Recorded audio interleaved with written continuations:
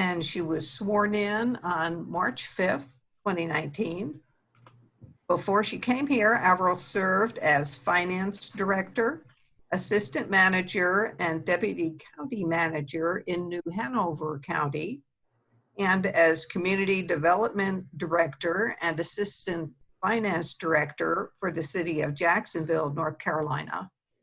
Ms. Pinder is a certified public accountant. She holds an MBA from Delaware State University, and she's an International City County Management Association credentialed manager. Welcome, Ms. Pinder. Good morning, and thank you, Aiden. Thank you very much for having me this morning. As you just introduced, I am Avril Pinder, your county manager, and I'm grateful this morning that you took the time on this gorgeous Saturday morning to listen to what's going on here in Buncombe County. My presentation this morning is entitled COVID-19 in Buncombe County. And it's that way because that's the most pressing issue we're dealing with here in Buncombe County. As you know, and are you going to advance my slides for me? Yes, if you would just give me a cue when you want me to. Okay. So just next slide or whatever you want to say. That's fine. So right now I'm on slide 1, which is on your item here. It says number 4. So March 12th. Yeah. So March 12th, that's the date for us that our local government signed an order to put us all into a state of emergency. And beginning on that day, we have worked continuously on COVID-19 and the Buncombe County's response to COVID-19. So the next few slides, if you go to the next slide, the next few slides are milestones of that journey and what Buncombe County has been doing on the response to COVID. We stood up an emergency operations center, implemented what we call a joint command structure. Joint command is where there's more than one person that's leading the effort.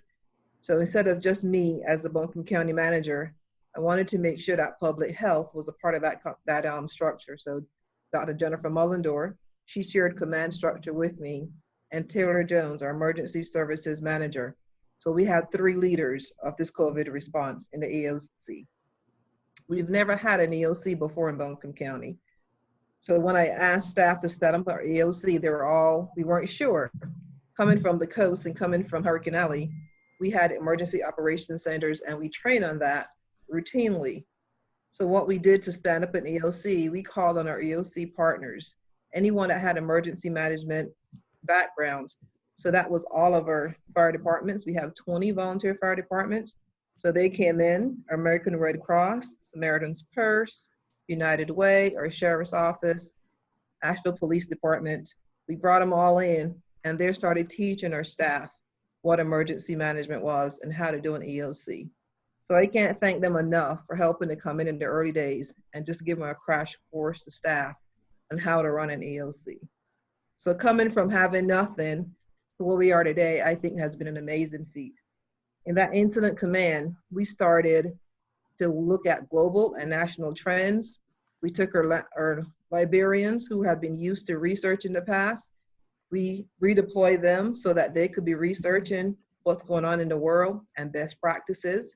So they were actually our eyes and ears across the world, whether it was Google, newspaper articles, they were reading and telling us what was going on, whether it was in Washington, Taiwan, Hong Kong, Singapore, wherever what was happening with COVID in Italy, they were bringing that information to us on a daily basis.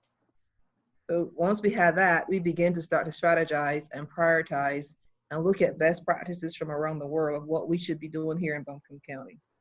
We met and we had some early goals, some early priorities that we established. The first was our feeding sites. The governor closed schools on a Friday, and we had to make sure we had meals for kids starting that Monday morning. So over that weekend, we brought in our school systems and we decided how do we start strategizing on feeding our kids. And it wasn't just kids that had free and reduced lunch. It was any child in our community that needed food. We wanted to make sure they were able to get that food. As of last... Avril, I'm sorry to interrupt. This is Ruth O'Donnell. I am not seeing your slides. And we have had to we're having to go leave our slides and go to yours. So, Well, let me just try to unshare and reshare and see if that fixed it. I'm sorry. That's okay.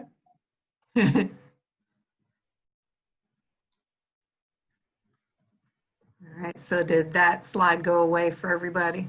Certainly It prefer did. that video display. yeah. Right. Mhm.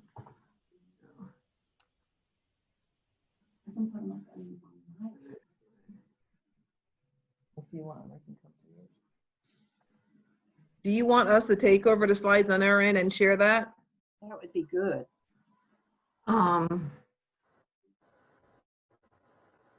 Wait a second, let me try one more time. Okay. It looks like the host has disabled. There you go. Ah, Perfect. got it. Everybody see timeline of response? Yes. Yes. Okay, so Avril, when you're ready for the next slide, let's just make sure that it advances correctly. And then if that doesn't work, then you can maybe share them yourself. Okay. So, as I was saying, the governor had suspended schools on the early days. And when he did that, we came in and we all prioritized how to start feeding our kids. As you know, we're driving school buses. We actually took county staff, city staff, and staff from other municipalities to help the schools to get that stood up early on. The governor did give us a deployment of National Guards here in Buncombe County, and we put those guards into helping the schools to feed the kids. So that's what we've been dealing with, that piece. You can go to the next slide.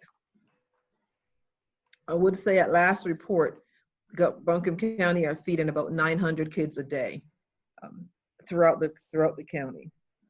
Did the slide advance for everybody? Yes. Yes. Okay, good. Some of our early priorities were also intense focus and education of our long-term care facilities, other senior care facilities, our homeless population, and the detention center. We deployed fire marshals and emergency health employees to the more than 200 registered senior care facilities we have here in our county. Their job was to educate and assist with a plan and protocol for care. We have maintained providing regular guidance and communication with that industry.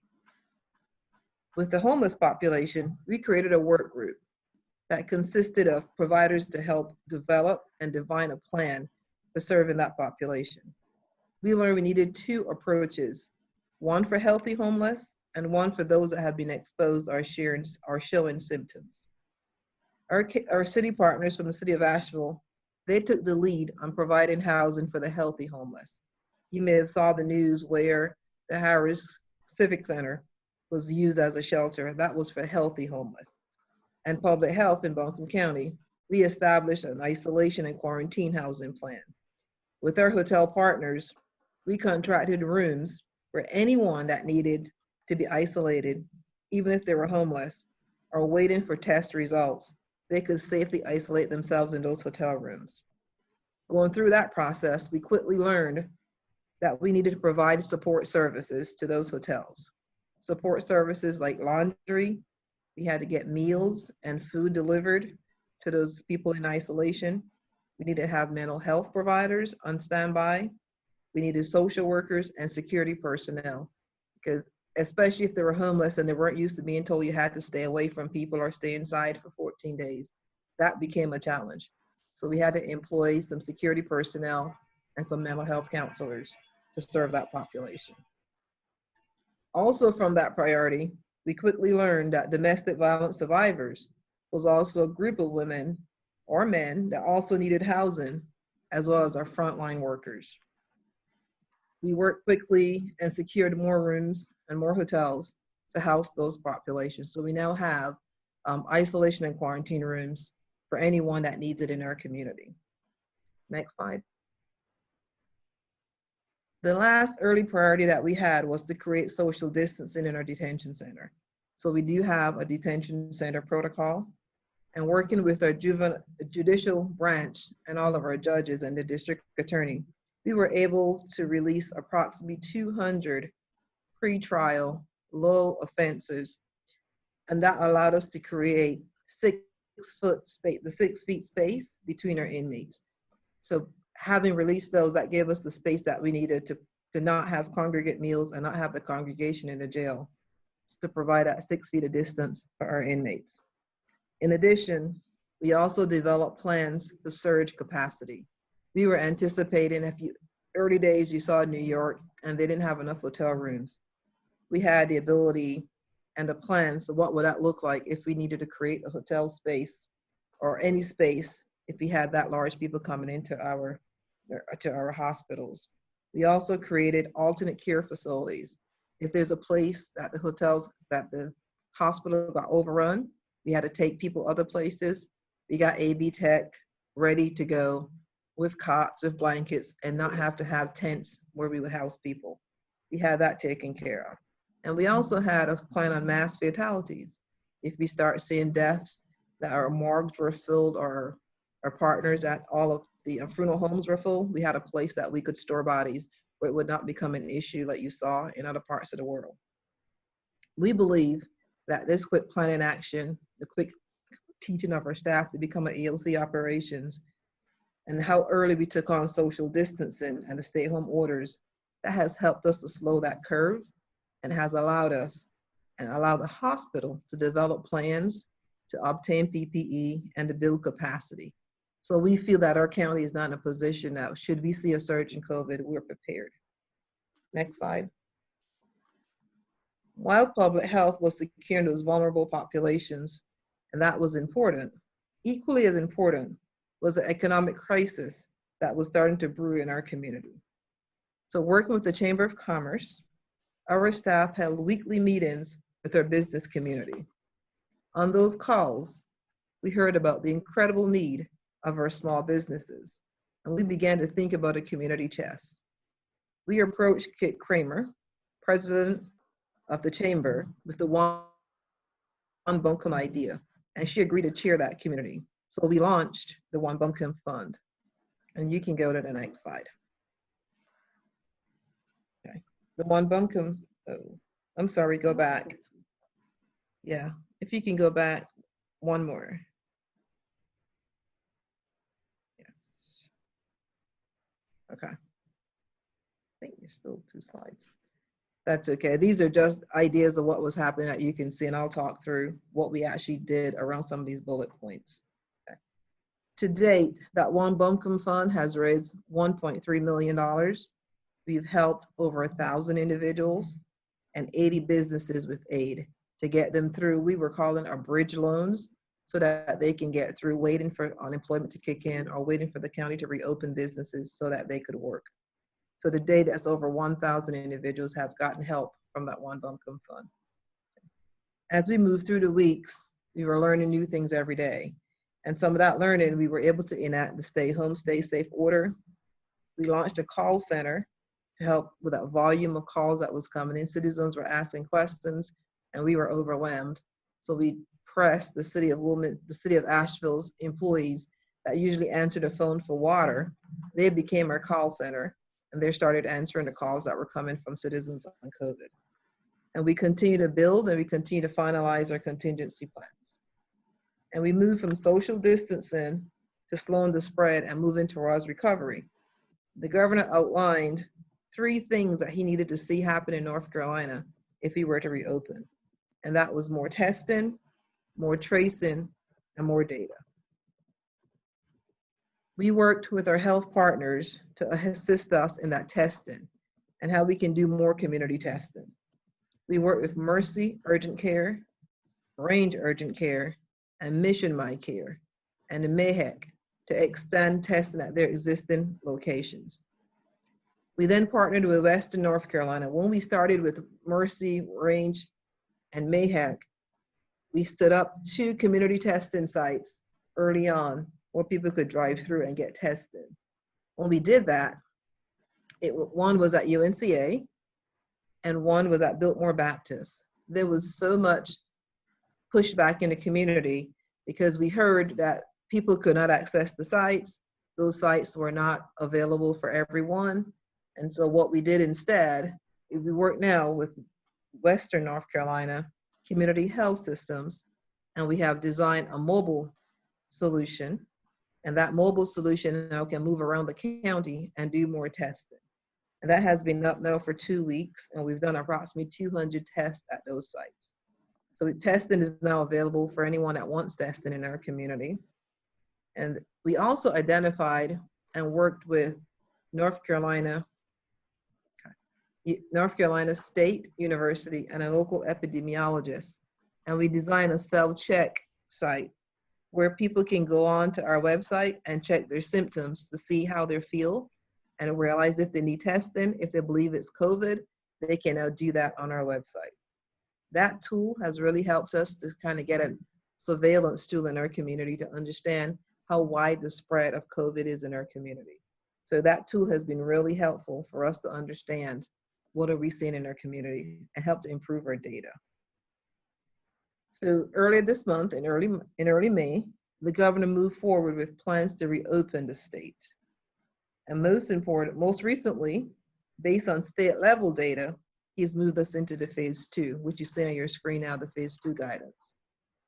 But here locally, as you've seen in the papers, our case counts and number of deaths has risen significantly.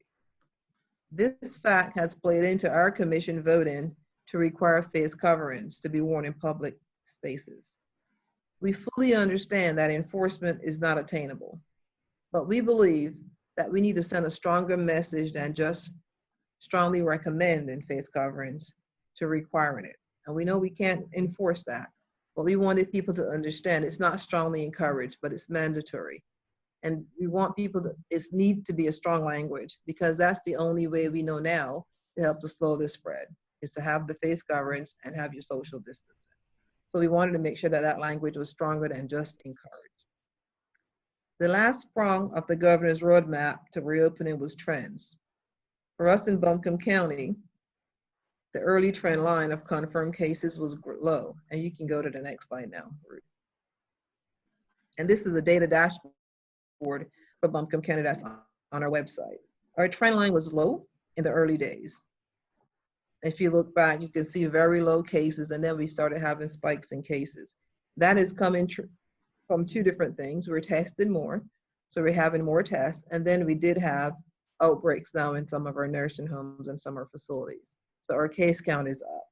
But what I wanted to point out is the total number of cases are high, and when you divide the total cases by the total testing, the rate of positivity is still low. It is still about 3.6 to 4%.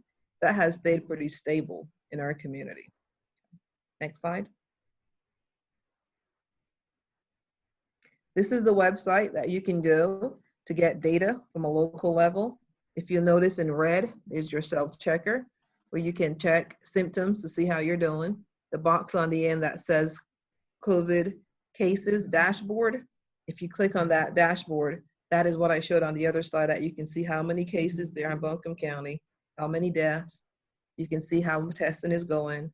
You can see the breakdown of the race and the ethnicity of who's testing positive in our community. So that website contains the data that we track in our community.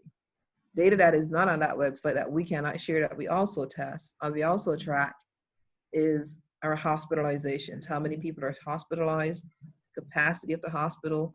That's an important fact because we do not want to have that overrun. Okay. Next slide.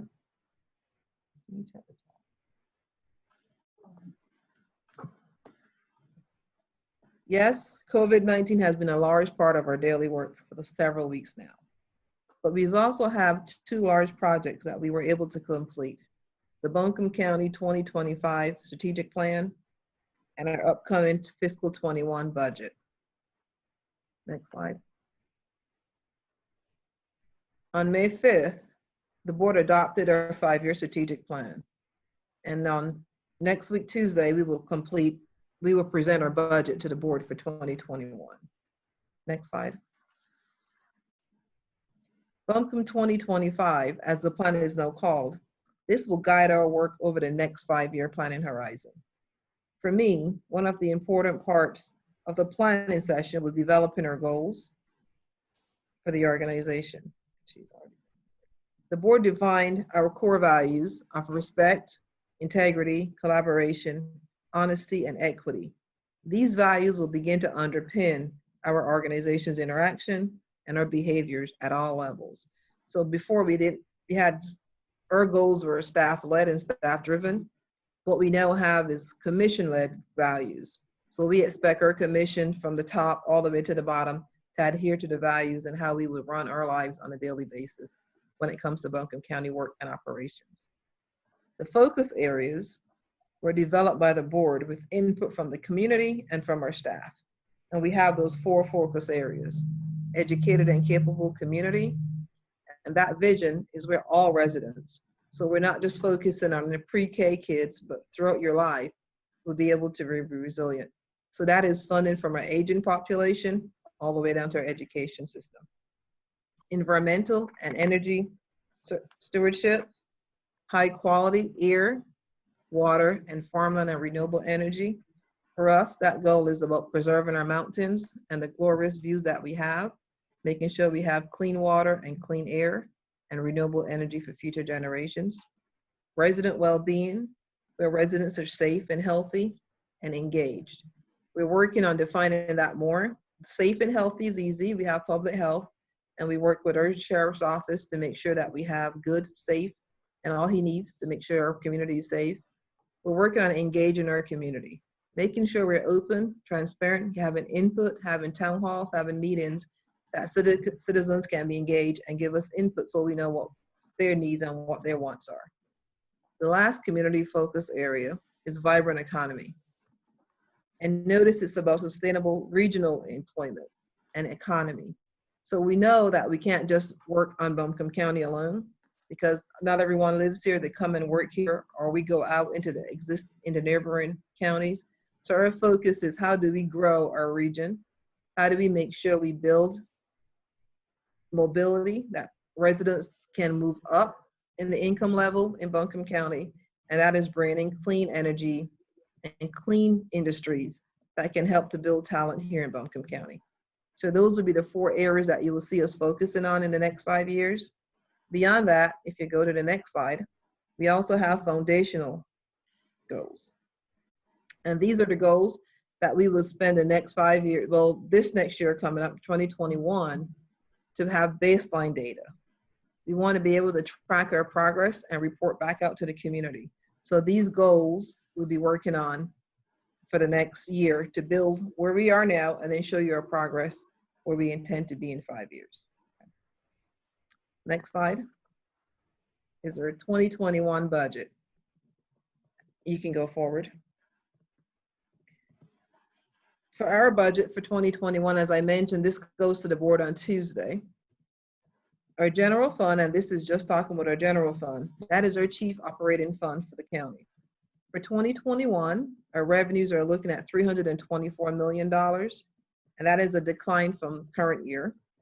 And the decline is really coming from our sales tax. We are expecting a large drop in sales tax based on a drop in tourism. Our ad valorem tax is staying pretty stable because we continue to see construction and continue to see a growth in the economy. But our collections are going to be lower as people cannot afford to pay taxes at this time. So we expect our revenues to be a little less than last year. On the expenditure side, this is also down because if you have less revenue, you will have less money to spend, so our expenditures are lower. The gap between the 324 and the 335, that's where you will have fund balance to balance your budget. We would, as I mentioned, this goes to the board on Tuesday. You're more than welcome to watch our presentation. And then on the 16th of June, there's a public hearing on the budget. You're invited to come and ask questions. You can submit questions by email, or you can come in person and be a part of that public hearing on the budget. That is the end of my presentation, and I will take any questions that you have for me. Kelly, are there any questions out there in the chat? No, I don't have, okay, we've just got one. This is from Ruth. And this is related to the county plan. Where do you see public library services fitting into the focus areas? So if you would go back to the focus areas on education, I believe the one more, yeah. Educated and capable communities. We believe that the libraries play a vital role in educating not just young kids, but all the way through. And so that falls under that bucket, if you will be educated and capable communities, will be our library system. And the question just came in from Vivian, what do you think might happen COVID when tourists comes back? We are hoping that we would have a community where we have practiced mask wearing, we've practiced 6 feet of distance, and hopefully we can go ahead and say that a tourist comes back and it would stay within that. We know we're gonna have more cases coming, so with the plans that we're putting in place, our goal would be to make sure that we can have masks available in the community, and our culture would be that they would wear masks when they come as well. Okay, waters. Okay, so we have from Mary Goodkind, do the goals include addressing the achievement gap? How about increasing opportunity safety for minority communities, minority citizens? So the goals are all encompassing on county mandated services. So when we have big buckets like these, then you can develop lower secondary goals, so to speak. So for us, education and the achievement gap is in that first bucket of educated and capable community. The largest part of our budget goes to education right now. If you go back to those slides and you see the pie charts, education is over 20% of our budget, and we intend to continue at 27.3% is education. So we intend to completely help fund Asheville City Schools and Buncombe County Schools and AB Tech to make sure that we're providing opportunities for all. Now, they don't get funded at everything they ask for, but we do work to ensure that they have what they need to provide for our minority students, as well as any student that needs help in our community. Okay. And near and dear to the League heart from Karen Ward. Does any of the county budget go towards voting issues? Yes, ma'am. That is included in what we will call general government on our budget, which is 14% of the budget. That would include voting. We actually have money set aside for voting and equipment in current year, so there's no need for new monies next year. So in current year, which is in 20, we're buying the equipment we need, whether it's the direct entry. I know that the state had some questions on what types of equipment that we would use, but we are working with the state and with our local Corinne Duncan on what we need for our voting. Okay, well, and staying in that theme, the next several questions address voting. I think that's top of mind for people this year. Okay. Will funds earmarked by the General Assembly for the 2020 election be additive to the election services budget? Yes. Yes, if we get any funds, I don't know that we've received any yet from the General Assembly for voting, but as money comes in, it would go straight to them. If it's earmarked, it will be restricted and spent on the need that it's earmarked for. Okay, and maybe combining the next two questions, if you could speak a little bit about the status of plans for safe voting, maximizing voter participation, ensuring that it's safe, fair, and accessible for everyone in the upcoming election. And Corinne, Ms. Duncan, we have been working on what does she need to make voting safe, and she's actually put an email out asking for more help, more volunteers. But she's been able to get the cleaning products she needs, the sanitizing. We've ordered more masks that she can offer masks, not just to the poll workers, to anyone coming in that doesn't have face coverings.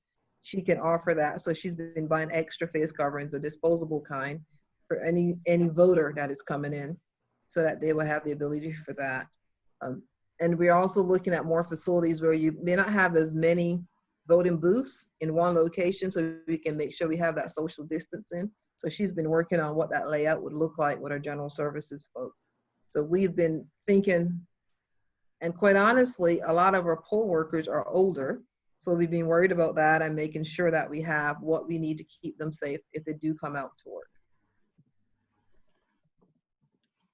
Great. Any other questions, anyone? I'm typing one right now. Oh, okay. Since my audio is on, just let me ask Ms. Pinder, would you support the league taking on staffing one polling place? Would that be helpful to the Board of Elections? I'm not sure. I would have to ask Corinne to weigh in on that. So if you want to touch base with her, if you want me to touch base with her, I can do that and Okay. see what her answer would be. Thank you. Okay. Oh, okay. We've just got another question in. Are there any plans for increasing mail-in ballots, opportunity for mail-in ballots? Yes, and I know the state has been working on pushing that out as an option to keep people safe. So we have ramped up our funding for any postage that might be needed to get the mail-in done. But yes, we are talking about that actively because that's something that the state is also asking us to do. Okay. Well, I can see what's on everybody's mind. I want to take the opportunity to thank you, Ms. Pinder, for joining us. I think this was I'm sorry, great information. there's one question come in about the homeless. Oh, I didn't see that. Juanita Carrier Here it is. has the approach to COVID-19 to helping the homeless given new insights. We've been working with AHOPE and Beloved, and the one thing we want to make sure we do is have testing available for the population at AHOPE or at Beloved. That's a hard question to answer, quite honestly, because the insights that we have gained is we were thinking that the homeless, when we bring them in from their situation now into housing, we could keep them there to make sure they don't infect each other. Well, what we realized is that was their home and that was their family, so to speak. So bringing them from that environment into a hotel was not as easy as we had thought. So the biggest insight was we don't know what was the right answer. We needed to get their insight, really understand how to serve them best. And having them at the table and giving us some input has been valuable for us. So we think we know, and we sit in our little offices and making decisions, and that's not the right answer. The right answer is to go to them and see what it is that they need from us. And that's what we were able to do. And they have given us the answers that they were needing to how best to serve them. So that was the biggest insight and learning for me.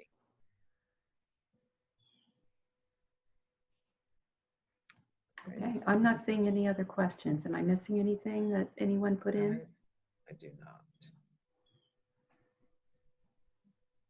I don't see any more either. Okay. This has been good for me, and I've been grateful for you taking the time to listen to me this morning. Well, we very much appreciate your joining us. Your staff, Cassie and Lynn, have been excellent in helping us get this started. And I did just see one more question come in. If you have a minute, what else can we do to encourage people downtown to wear masks? I don't know. Maybe So we can I will tell you that we placed an order for masks that we would give to businesses to just give out to people. Maybe people don't have access to them because some of them are $10 if you buy the little face covers. You can't make them yourselves. So we have placed an order. They're not here yet, but we intend to actually give free masks out downtown.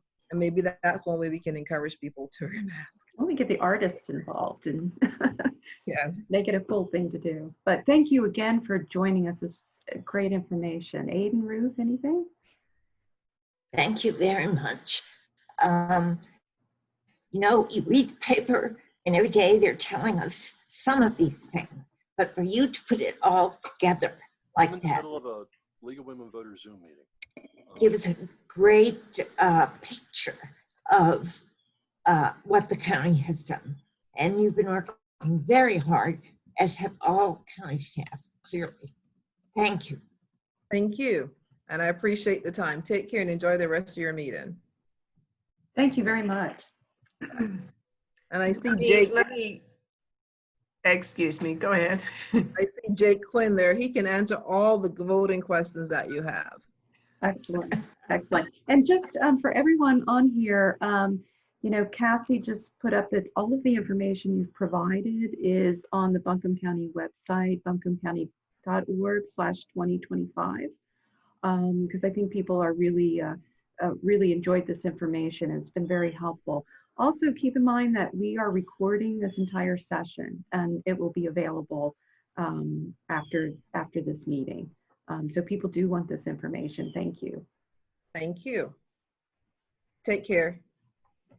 Thank you. Thank you, Ms. Pinder. And just let me add that one of the goals for Buncombe County that you mentioned was to engage the community, and the league is certainly willing to be a partner with you in that. That's one of the things that we do.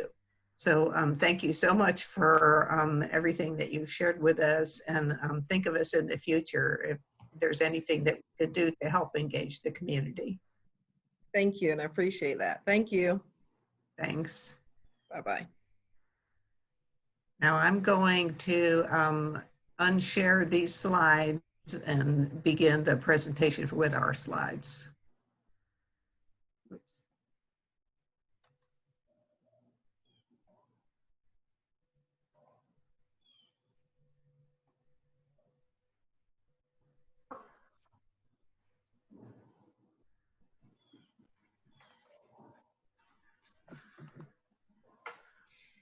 While she's doing that, let me just say, it's wonderful to see all of you participating.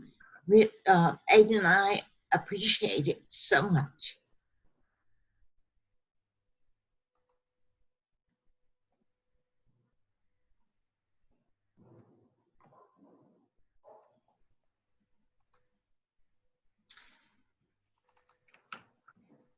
This is the part that we were nervous about.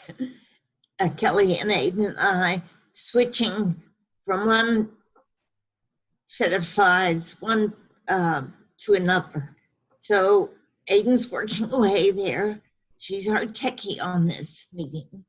So hopefully we will start up soon. And what we will be doing first will be Aiden will do a review of the year and of 2019-20 and report to you what great things have been happening. And then I will take over and we will start talking about, here are our slides, we'll start talking about the coming year and what the planning committee has proposed, what our budgets will be, how we will vote this year, all of that kind of thing. Okay, Aiden, over to you. Okay, so I hope everybody can see these slides, and if it doesn't advance properly, let me know. So we'll now turn to our annual meeting business. First, I want to quickly review what our priorities were for this year, and thank you, Avril, again. What our priorities were for this year before we go over what we actually accomplished.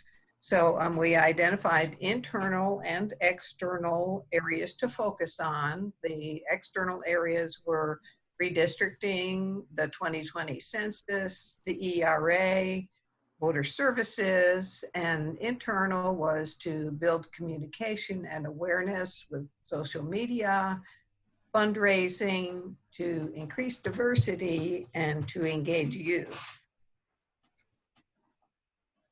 Here are our detailed priorities for the past year. We wanted to promote an engaged and informed community. We wanted to focus on redistricting, the census, and voting. We wanted to support the ERA and to work for a stronger communication system and effective events. So here are the big things that we worked on this year, and I'll be going over each one of them for you.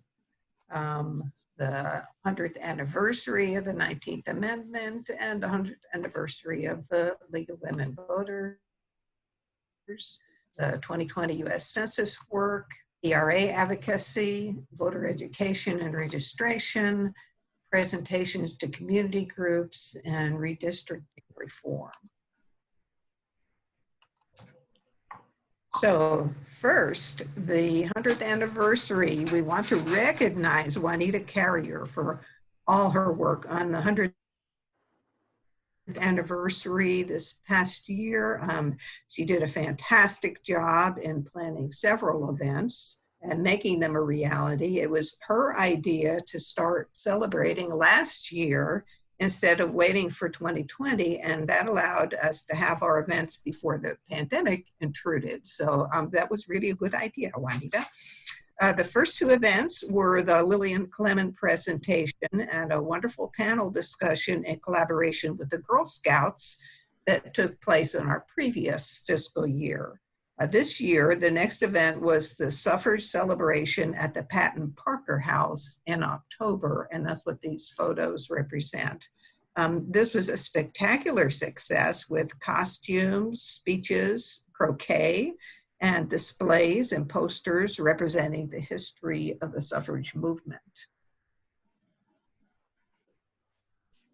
The posters and the other displays from that event are still being used for other events, and they've been lent to other groups. So many thanks to Juanita and all the members of the 100th anniversary group. Wonderful job.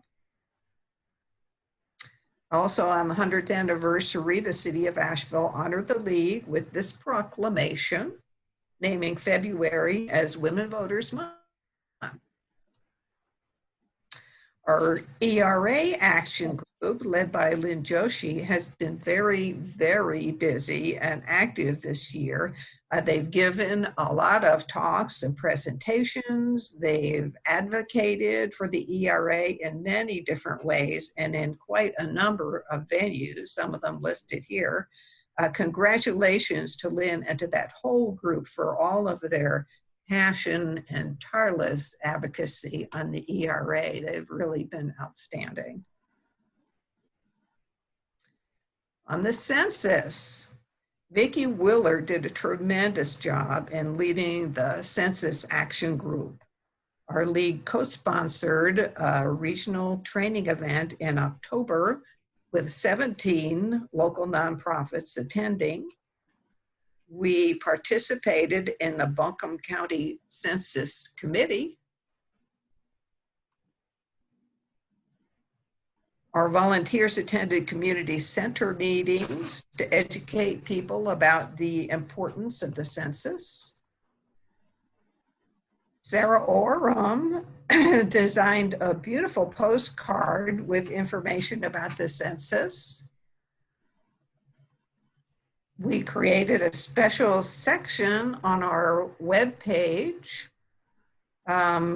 devoted to the census. There was lots of other outreach and publicity, including our own PowerPoint presentation that was made available to other groups.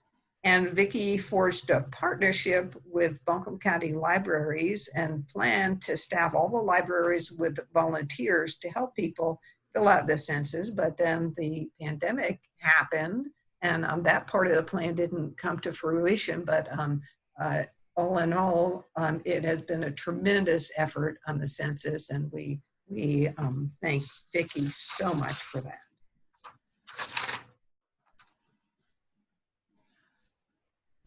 So on voter services and community outreach, once again, Melissa Murphy coordinated the Voting in Schools program, and we have been so lucky to have her doing this. This last September, she organized a registration drive in all the high schools in our county, all of them. Melissa and her volunteer army registered 642 high school students. So thank you so much, Melissa, for this terrific effort and ongoing effort. It really means a lot to get all those high school students engaged and registered. Registrations and presentations. We've registered voters at several different locations, and we gave presentations at the AAUW annual meeting and the Asheville Junior League.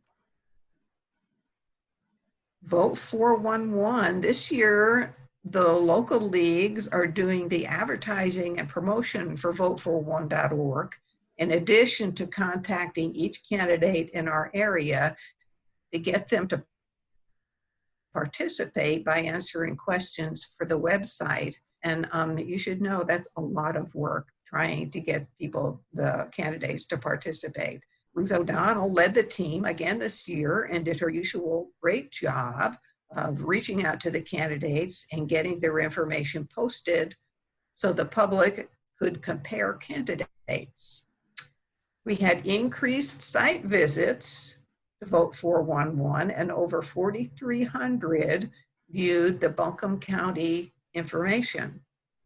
And also, let me add that vote41.org has won a Webby People's Choice Award this year for Best Government and Civil Innovation website. So we're really proud of that, and proud of our work, and proud of Ruth for all of the work that she's done on vote41.org. That is a great asset to the community. Voter Services led the 100th birthday party and candidate meet and greet this year. We combined the League of Women Voters 100th birthday celebration with a brand new type of event this year. We invited all of the candidates on the March primary ballot to a meet and greet with the public at Archetype Brewing. The nice folks at Archetype offered us their beautiful venue without charge. And a lot of people showed up. It was a great success with a lot of candidates there, a lot of discussion with members of the community. And several other candidates said that they enjoyed the format, and we'd love to do it again sometime when all of this passes and we can maybe shake hands again. I don't know. The area of building communications and awareness, another one of our priorities. We made a lot of progress with this priority this year. Nadine Hamby revived our Instagram feed. I put on our first ever online voter registration training session in April, and made the recording available to the public on our YouTube channel. We have a brand new website. We contracted with Chris Cromie to design this new website, and for our league, Nadine is working hard to keep it current with lots of new content and announcements. Julia Coward and Patricia Heron have done a terrific job with our new newsletter, and I know you've all enjoyed reading about all of our activities in the new format. It's really interesting and fun, and they've done a fantastic job with getting our newsletter out. Suzanne Fisher has attracted a lot of attention with her frequent posts on Facebook. She's doing our posting on Facebook, and she's really increased our visibility by doing that. And finally, we moved from MailChimp to Constant Contact for our emails and newsletters, and that gave us a new look and more uniformity in our outreach efforts. Building diversity, equity, and inclusion. We've developed the first year in a 5-year plan to increase our league's diversity. We want everyone to feel included in the league as members and volunteers, and also as participants in our programs. One of our goals is to have a membership of varying races, ethnicities, ages, gender, sexual orientation, political and religious ideologies, and socioeconomic status. So as a beginning, we surveyed our contacts to see how they perceived our diversity. We developed an evaluation form to get information from event participants on what groups they identify with. So it's a way of measuring our progress, and we recognize it's going to take some time to get there. But we are committed to building diversity in our organization. We've made a start, and we're going to continue building on that in the coming years. And now Ruth is going to take over with our priorities for next year. Well, this year, our planning for 2021 was different than it has been in recent years. An ad hoc program planning committee was formed. They met in May and drafted proposed priorities to make up our program of activities. The next several slides list the 4 recommended priorities. You will have an opportunity to approve or disapprove the list when you vote. We'll be sending information on voting out tomorrow, and you'll have until June 17th to make your online vote. These first 2 priorities that I'm going to talk about are ongoing from, or holdovers, if you will, from 2019-20. Because of the coronavirus, census action, and equal rights amendment action both need attention on into next coming program year. So next slide. The ERA action will continue, as I said. Both of these, this and the census, have existing action teams, but new volunteers are always welcome. Contact Vicki Willard for information. She's a board member, so her contact information is on the website. We're working on the continuing effort of getting a full count for the census, and contact Lynn Joshi. Lynn is head of the ERA action team. And her information, I believe, is also on the website. Next slide. This slide and the slides for the next slide describe the 2 new priorities for the coming year. In many ways, they're not new, but the approach we're taking will be new. The first is voter education, which we always do. And since this is such a vital and important election year with lots of new rules and legislation about voting, our voting education role is critical. We are making this a high priority for this coming year. In addition to educating the public so they can safely vote, we propose to also work in partnership with the Buncombe County Board of Elections more than we have ever done before. Next slide. The redistricting process that results from the census every 10 years is also proposed as a top priority for our efforts in the coming year. We are already represented on a regional fair vote group that follows the redistricting process and court cases that have been going on. Our representative, who is Aiden, and Ron Katz, with our representatives, will continue with that group, reporting back to the board and members on how each of us can help as the process gets going with new population statistics after the census is done. Next slide.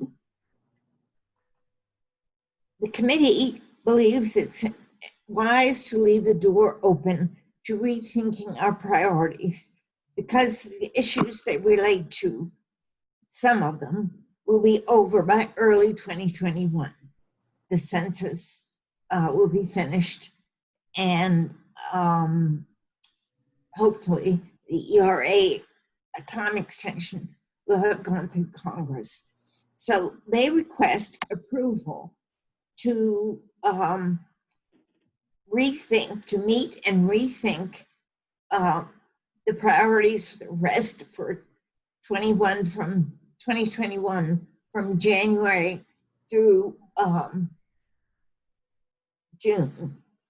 And then, of course, next year, the Planning Committee will also be planning for the coming program year, July through June 21-22.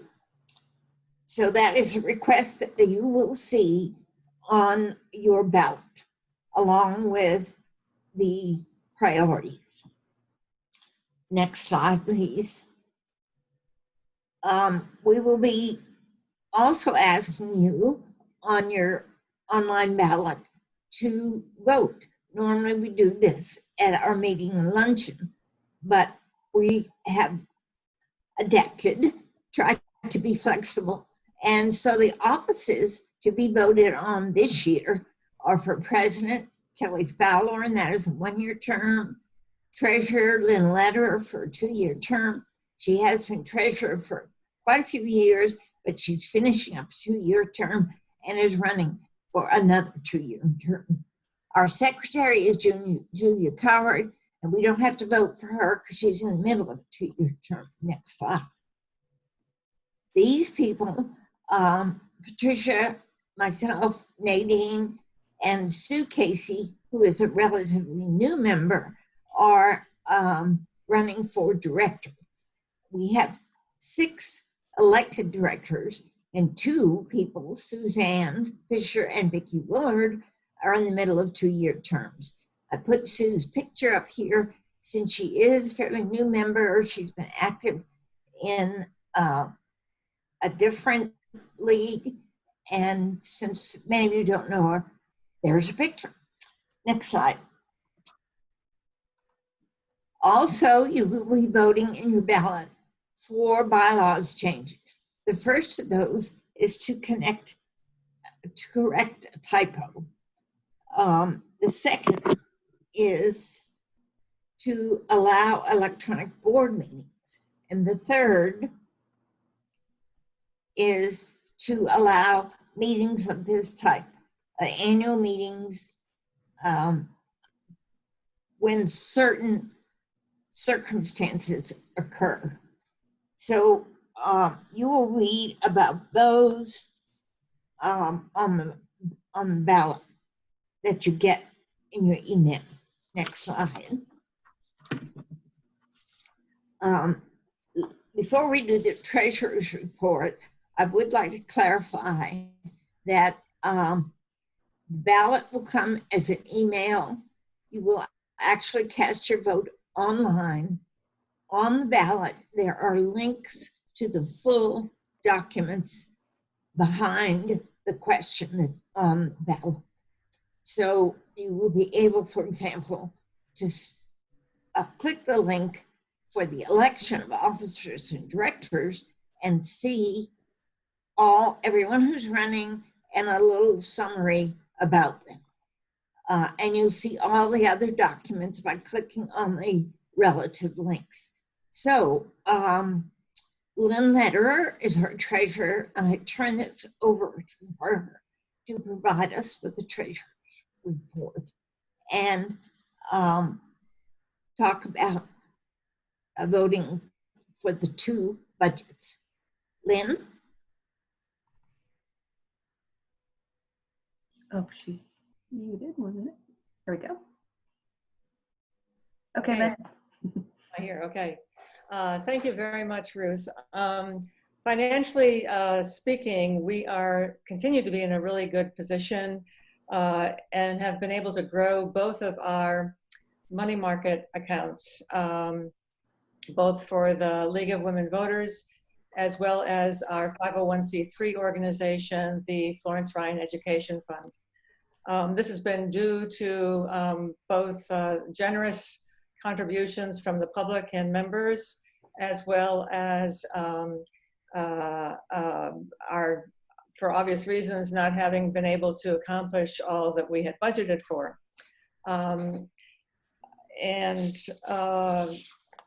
Let's see, the budgeting process normally has been where each of our action teams has very thoughtfully tried to plan out what their goals were for the coming year and budget pretty accurately for them. Obviously for this year, we haven't been able to do that. And so that hasn't happened, and we've made budgets based on previous expenses that are fairly known for operational purposes, as well as some of the goals that Aiden has outlined in her presentation. We ask in your consideration of this budget that you understand that we consider it to be flexible, and to that care will be taken to engage in opportunities that present themselves and or cancel ideas that become unrealizable. The league budget is basically the operational expenses that are very straightforward and more or less predictable expenses. You can go, okay. The Florence Ryan education budget is the one that we use for carrying out all of our activities that are educational to the public, and most of what has been discussed as the work that we do for voting rights, for redistricting, for the census, for Vote 411. Those are all covered on the Florence Ryan education budget.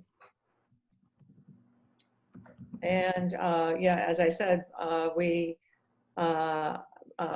my feeling is that we need to be, my feeling has always been that we need to be very flexible and with a budget, and to be frugal in what we and how we spend our resources, but on the other hand, to take advantage of opportunities as they present themselves. And certainly in this coming year, I expect that to be really, that we will be given many opportunities with the coming election that we can hopefully make an impact on. And that's it for me. Thank you very much. Yeah. And the full budgets are some of the documents that you can connect to through the ballot. Okay, can we go to the next slide? Here comes the fun part of our annual meeting. The last several Can I hold you up for 1 second? Yes. Harry Wessel and Ellen Wessel are trying to get into this meeting, and apparently they've not been able to. I'm wondering if you have, if you can see something from the administrator's side that can. Did they Lou, do you know if they registered? I don't think they did. I sent them the registration link that you sent me. Okay, yeah, because of the links to get in were for one user only. Oh. Unique is the problem. So if you forwarded your link to them, they wouldn't be able to connect. Well, you're recording this, right? So I can. Oh, yes. So I'll be able to forward that to them? Absolutely. Okay, we'll do that. Unless there's something, never mind, I don't want to hold I don't know, up. Aiden, do you know if I can send them something, send something to Lou that he could send to them that they could just click? I think. That you could send them the link to register, and they could register real quick. And No, we don't want to hold you up. We'll just send them the Okay. we'll send them the recording. Okay. Okay, great. So first of all, as I said, because of the wonderful generosity of the Wessel family and memorial money that they gave us to Yvette Wessel's honor, we are able to present 2 Yvette Wessel awards. Next slide, please. The first is an award given at the annual meeting to an outstanding member. And I won't read this aloud to you, but since Yvette was such a dedicated and hardworking member of our league, we really want this honor to mean something and to be an important part of our annual meeting. And I will show you, if I can, mostly you can see my face, unfortunately, the award, which is a piece of glass, curved, with a slight green tinge, and it is awarded this year to Vicki Willard. And it reads, League of Women Voters of Asheville-Buncombe County presents the 2019-20 Yvette Wessel Award to Vicki Willard for her outstanding leadership in WLVAB's efforts to ensure a full count U.S. Census in Buncombe County, May 30th, 2020. And it's a very, very nice award. Congratulations, Vicki. You heard a lot about what she did from Aiden when she talked about the summary of the year. But I do want to say myself, having worked on Vicki's committee or action team, that she provided excellent leadership and she brought people into the work of the league who may not have been very active before. She partnered with the county, and we were proud that many of the things we did turned out to be a lot of what the county did. So we were real movers and shakers in that group, thanks to Vicki. She did things such as from a 6:30 a.m. farmer's breakfast to evening community events. She was always there. Unfortunately, COVID-19 situation caused an interruption in these efforts, but she's ready to have at it again. It's my honor to virtually present this award to Vicki. Vicki, do you want to say anything? Well, thank you very much. Okay. It's been a real experience. And it's been really great meeting all the community members who have supported us too. So I think the league has really gained some new friends. I do too. Congratulations. Our second award is the Yvette Wessel Scholarship. And we provide a certificate, which this year reads, League of Women Voters of Asheville-Buncombe County, Certificate of Achievement awarded to Carol Covington, our 2019-20 up-and-comer. And we will get this certificate to Carol. She took leadership and worked hard with Juanita and the action team for the Girl Scout event that we held as part of our 100th anniversary celebration. And she is a new member, and so we are delighted to have her and her connection to the Girl Scouts, and, as well as her own energetic self. Carol, are you on the meeting? She wasn't sure she could come. So we will get this to her. That's our award, and we congratulate everyone, Carol and Vicki. And now, Kelly, I'm going to turn it over to you so you can close out our meeting. Thanks, Ruth. We have one more order of business. Aiden, can I share my screen for just a moment? Yes. Okay. Want me to stop? Yes, please. Actually not.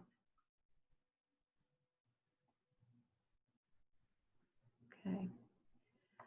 Everyone, I think it's worth taking a few minutes to honor the service of Ruth and Aiden this past year. They've been wonderful co-presidents. I don't think I need to talk too much about what the league has accomplished under their leadership this year, but certainly between the two of them, we have accomplished so much, and they have been wonderful leaders. I think all of us really appreciate the guidance that Ruth and Aiden brought to us, the order, the organization, in addition to all of the great things we've accomplished. Julia has a few words that she'd like to read. That she sort of got a few thoughts from all of us, but she's put it together and with her great writing style. So I'm going to leave this up for a few minutes and let Julia kind of share our collective thoughts for Ruth and Aiden. Let me find her so I can unmute her. There she is. Okay, Julia, you should be good. Okay, can you hear me? Yes. Okay, these are the thoughts of, I reached out to our board. And so these are mostly their thoughts, but I just strung them together. As our new league year began in July of 2019, we were losing our very capable and energetic president of 3 years, Alana Pierce. We had accomplished great things under her leadership, and we needed someone willing and able to fill her shoes. That need was more than met when Vice President Aiden Carson and Board Director Ruth O'Donnell stepped up together to create a dynamic and talented leadership team. Each of these experienced league members brought valuable strengths and abilities to the job. Ruth brought her indefatigable positive attitude, her top-notch organizational skills and procedural knowledge, her boundless energy, and her confident vision for the future of our league. Can't is not a word in Ruth's vocabulary. Aiden brought her seemingly bottomless depth of knowledge, her total commitment to working in support of voter rights and our democratic process, and a gentle spirit that enables her to be a welcoming mentor to new league members and a guide to us all. Ruth and Aiden have played an active role in almost every task that our action teams have taken on this year, demonstrating their strong belief in our priorities. They've each represented the league in multi-organization efforts, garnering respect and recognition for the league in our community. Especially important has been their work in the development of our 5-year plan to improve our league in the area of diversity, equity, and inclusion.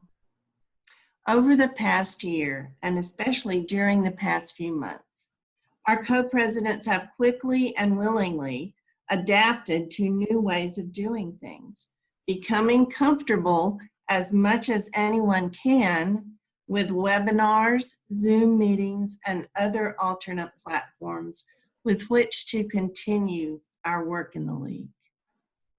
Together, Ruth and Aiden have set our league on a steady course.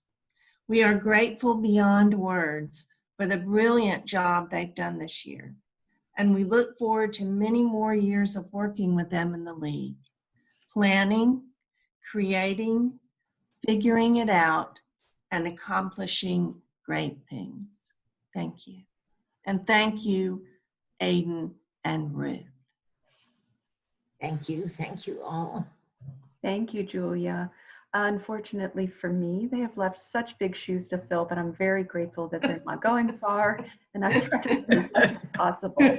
So we have incorporated that lovely picture in a frame, as I'm sure they'll want to display proudly in their homes. And is a little bit, maybe this one's a little bit more useful and probably needed at this point. But we have gift certificates for each of you to Metro Wines, local Asheville women-owned business. which I'm sure you'll make good use of. I hope you do anyway. So thank you to Ruth and Aiden for a fantastic year. Thank you for all your service. Well, I'd just like to say thanks to everyone on this call who has worked hard, advised us well, and been the heart of the league.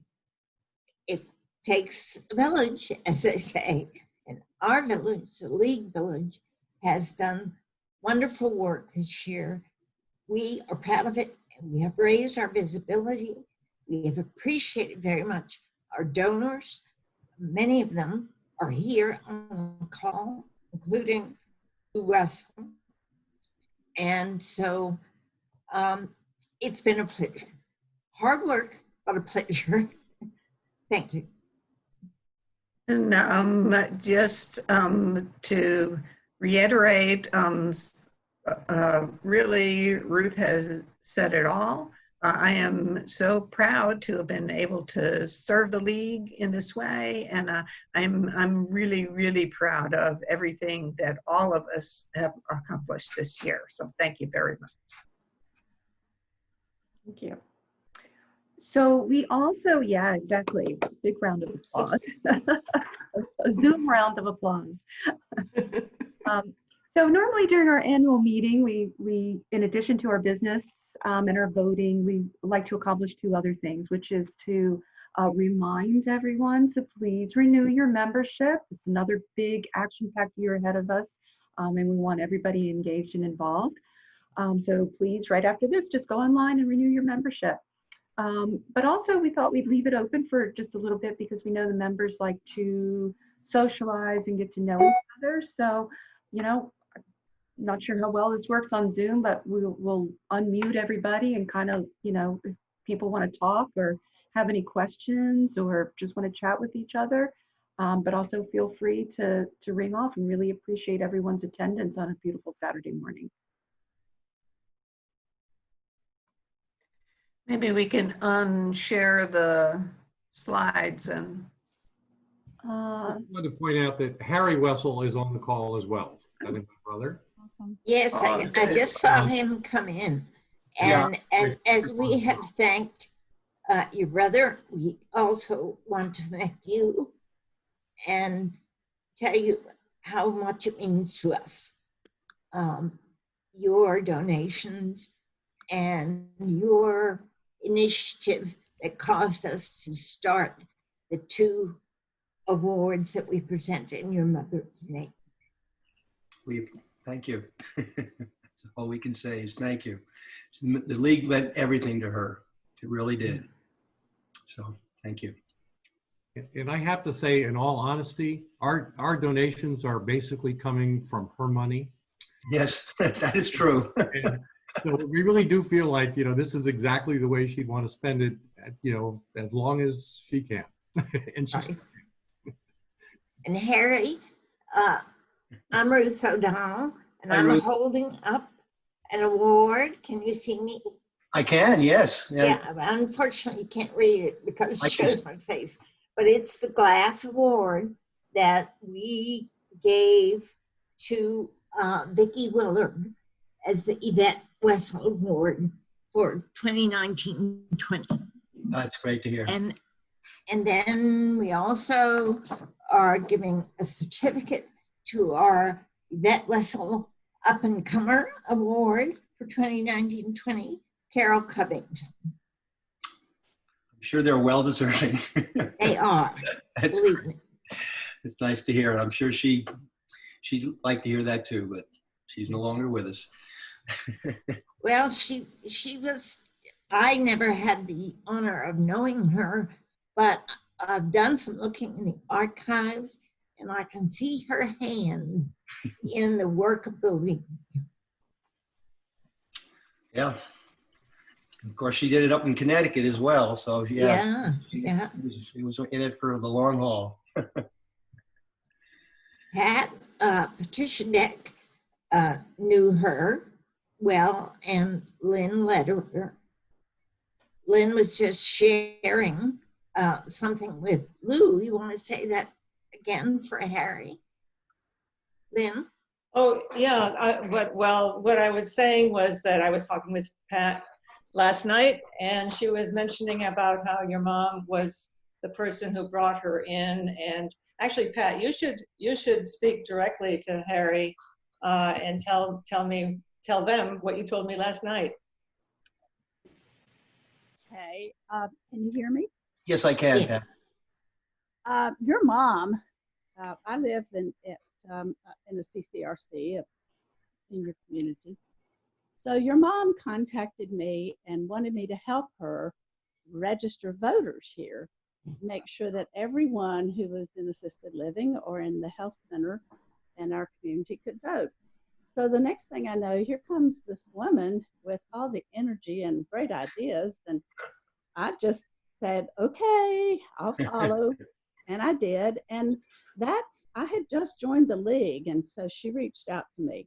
Well, the next thing I know, I'm going all over Buncombe County to places I never dreamed I'd be going to, and to senior living communities and registering voters. And, it was just wonderful. She was amazing and always so positive and supportive and just leading the way. And I was happy to follow. Yeah, that sounds like her. Yeah. Well, I wanted to say hello too, because it looks like I'm coming in under Lou Wessel's name, but this is Ellen Wessel. So this is all three of Mom's kids, and we're working hard up here in Orange, Virginia as well, trying to get voters registered. And Mom certainly left a huge impact on all three of us. And I think we're just sort of replicating her lifestyle and trying to get people actively involved in our government. Well, she was very instrumental in moving our league forward, helping us get things going. So, yeah. Can I just say a word? This is Representative Susan Fisher on the call, and the league has such a special place in my heart and life. But I remember Yvette very well and met her first when she was active in the league in Madison County, in Mars Hill. And she was everywhere. And I have such fond memories of her work in the league. And I know that, this is such an example of how a person's spirit lives on. We are not seeing Yvette today, but we are seeing her in lots of different ways through all of the good work that the league is doing and through her children. So this has been really a great meeting. I want to congratulate the league on really good work, especially in this time of the pandemic, and carry on. Good job. Yeah, agreed. Thank you.